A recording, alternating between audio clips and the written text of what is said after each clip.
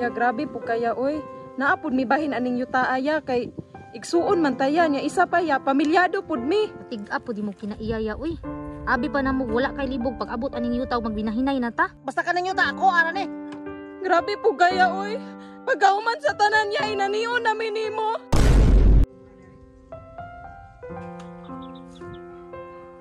Te, dako am yuta ni Papa Tino. Gani dong no dako-dako jud pud ni kay 20 guni kay hektarya. May untag mabahin na nato ni Tino kay para makahawas po ko sa kalisod bag mabaligya na ni yuta ah. Mabaligya lagi nato giday salig lang mo kay kato si kuya wa man toy libog. Murag tama ginate.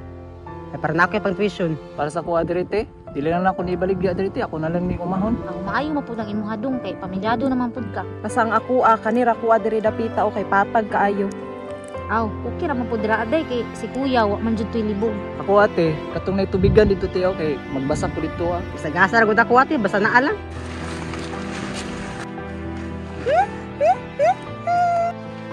Hala, atong igsoon day, wala na to naapil og bahin. Te, nagunsa mo te? Naara mi giplanuhan dong. Dali duol diri be. Kaluoy pud nimo oy. Ako te, gusto ko maapas ni Papa. Uya po sa tumanghod oy sige na lang yung terapian niya wagit na ayo. Man mo ginaiya ate, ninawala pag si mama magpapa. Dong, nagplano man gud mi sa yuta diri adong. Kung ikaw papilion, asa man kadapita pod? Pagpili dong. Pili, yuta. Manggara ako. Sus kaluoy in tawon. Kinsa na lang yun in tawon mong atiman aning magiyahay na taba.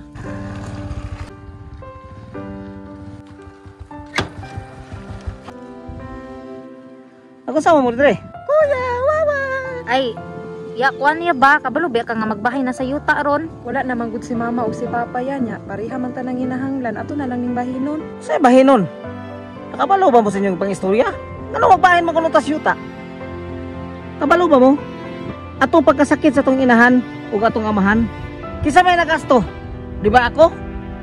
Nasiiba kong panyungo sa inyo nga mutampo mo sa mga bayronon sa atong ginikanan nito sa ospital. Di ba wala? Unya karon nga wala na sila, nagtapok-tapok mo kay bahinon ninyo ta. Naasa ko ang titulo kay nagihatag din sa tong inahan o atong amahan. Unya ano mo ingon mo bahinon ninyo ta? Unsa may katungod ninyo? Unya karon, natulala mo sa kong giingon. Ay na mo paghuna-huna nga napang mo bahinon an ninyo ta kay kaninyo ta ang titulo na nasa ko gihatag sa tong ginikanan, sa buhi pa sila. Kay ako'y nagasto nila ang tong pagkasakit nila sa una. Ano masige mo ingon-ingon ng ibahin-bahinon eh. Sa katong nasakit atong ginikanan, naabagon mo nagpakita mo? Wala. Ya grabe po kaya oy. Naapod mi bahin aning yuta aya kay igsuon man taya niya isa pa ya pamilyado pud mi. Ayo pag sinilpis ya ha. Kay bahin-bahinon biya nato ni, dili ba na imuhara? Tig-a po di mo kinaiyaya uy. Abi pa na mo wala kay libog pag abot aning yuta magbinahinay na ta. So karon, ug ato ning bahinon for example. Namo ikabayad ani patitulo ninyo ta? Paglisod pa magani mo sa inyong pangunso, patitulo na hinoon? Ala grabe po is kuya. Ikamunis man sa mo. Ikaw ya ba? Sukat nga kwartaan ka? Lain na kay kag kinaiya. Murag wa na makakailan na mo nga imo mig igsuon. Ha? Igsuon? Laban ako igsuon nga mga pobre.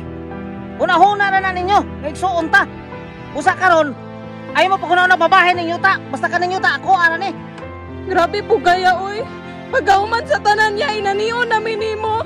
Oh, ya pobre me, pero grabe na po na imong batasan. Nga dili minimo ilawon nga igsuon. Tama man jud ya, tama jud kay iyang giingon niya. Gihuna-una ba nimo na atong igsuon? Tambalanan ba magani na?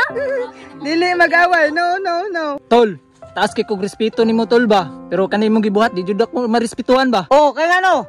Musokol na ka sa kuha?